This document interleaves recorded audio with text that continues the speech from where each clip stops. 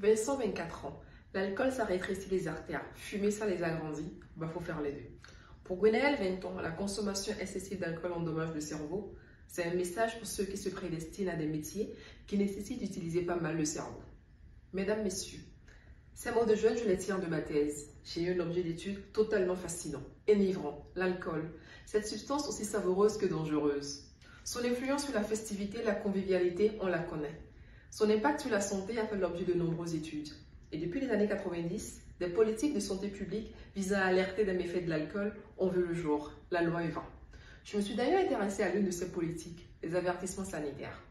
Ces avertissements, vous les avez peut-être déjà vus. Un message inscrit en tout petit en bas des publicités, un pictogramme souvent inséré à l'arrière des packagings d'alcool. Mais quel est leur impact réel? Ce fut l'objet de ma thèse. Étudier l'efficacité des deux avertissements français, identifier les thèmes et formats de présentation les mieux indiqués pour plus d'effets. Ma cible, ce ne sont pas ceux d'entre nous qui savouront de ce breuvage 2 unités par jour et pas tous les jours. Mais plutôt ces milliers de Vincent de Gwenaël qui, comme les jeunes de Rennes-ma-ville, écument les bars, rue de la soif les jeudis soirs et bu une drink à tout va. J'ai donc d'abord écouté quelques-uns de ces jeunes. Je les ai entendus me dire « L'abus d'alcool est dangereux pour la santé ».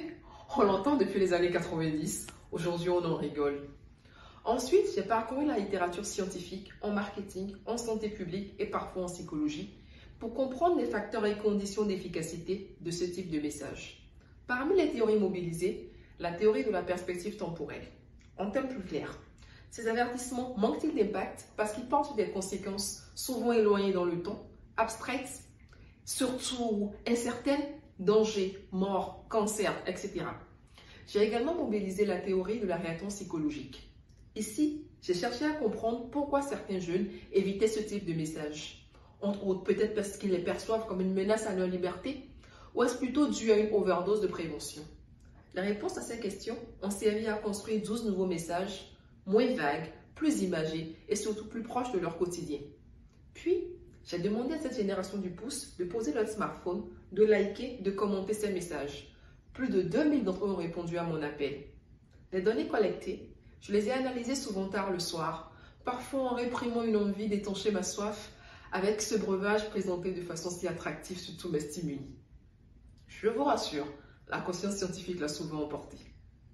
Acteurs de la prévention et décideurs de politique publique, cette thèse propose des pistes pour mieux sensibiliser les jeunes sur leur comportement à risque. Et oui, les sciences de gestion et du management servent aussi à ça. Veillez au bien-être et à l'équilibre des jeunes, managers de demain. Je vous remercie.